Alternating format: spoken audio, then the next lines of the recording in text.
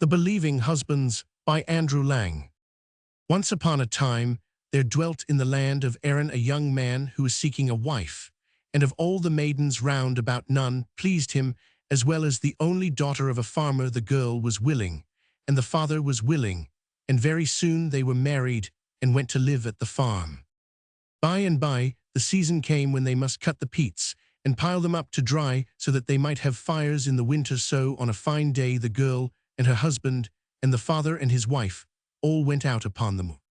They worked hard for many hours, and at length grew hungry, so the young woman was sent home to bring them food, and also to give the horses their dinner. When she went into the stables, she suddenly saw the heavy pack-saddle of the speckled mare just over her head, and she jumped and said to herself, "Suppose that pack-saddle were to fall and kill me, how dreadful it would be." And she sat down just under the pack-saddle she was so much afraid of, and began to cry. Now the others out on the moor grew hungrier and hungrier. "What can have become of her?" asked they, and at length the mother declared that she would wait no longer and must go and see what had happened. As the bride was nowhere in the kitchen or the dairy, the old woman went into the stable, where she found her daughter weeping bitterly. "What is the matter, my dove?" And the girl answered between her sobs, "When I came in and saw the pack-saddle over my head, I thought how dreadful it would be if it fell and killed me." And she cried louder than before. The old woman struck her hands together.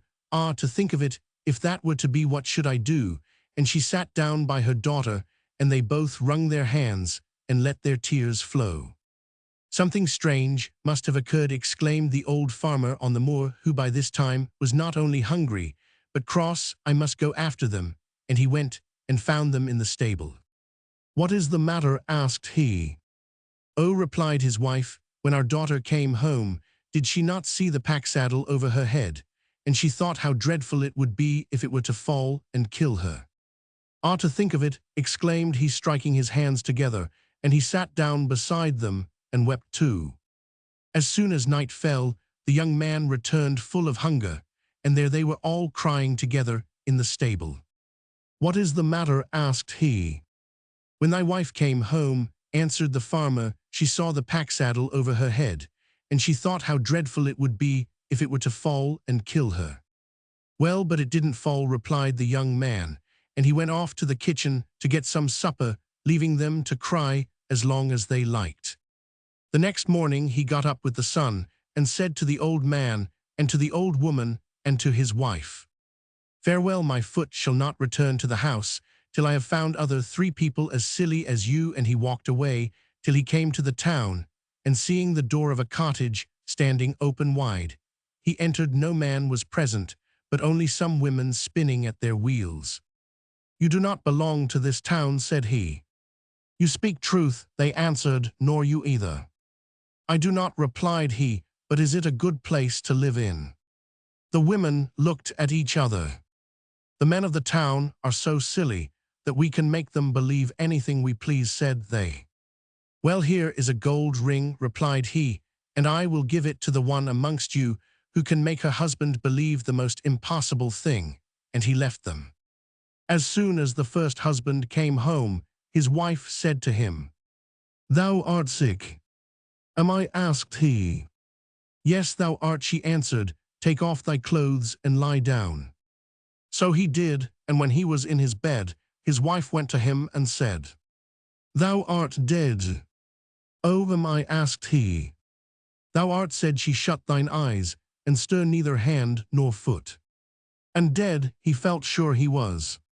Soon the second man came home, and his wife said to him, "You are not my husband." "Oh, am I not?" asked he. "No, it is not you," answered she. So he went away and slept in the wood. When the third man arrived, his wife gave him his supper, and after that he went to bed. Just as usual the next morning, a boy knocked at the door, bidding him attend the burial of the man who was dead, and he was just going to get up when his wife stopped him. "Time enough," said she, and he lay still till he heard the funeral passing the window. "Now rise and be quick," called the wife, and the man jumped out of bed in a great hurry and began to look about him. "Why, where are my clothes?" asked he. Silly that you are, they are on your back, of course, answered the woman. Are they, said he. They are, said she, and make haste, lest the burying be ended before you get there. Then off he went running hard, and when the mourners saw a man coming towards them with nothing on but his nightshirt, they forgot in their fright what they were there for, and fled to hide themselves, and the naked man stood alone at the head of the coffin. Very soon a man came out of the wood and spoke to him. Do you know me? Not I, answered the naked man, I do not know you. But why are you naked? Asked the first man. Am I naked? My wife told me that I had all my clothes on, answered he. And my wife told me that I myself was dead, said the man in the coffin. But at the sound of his voice, the two men were so terrified that they ran straight home, and the man in the coffin got up and followed them, and it was his wife that gained the gold ring, as he had been sillier than the other two. From West Highland Tales.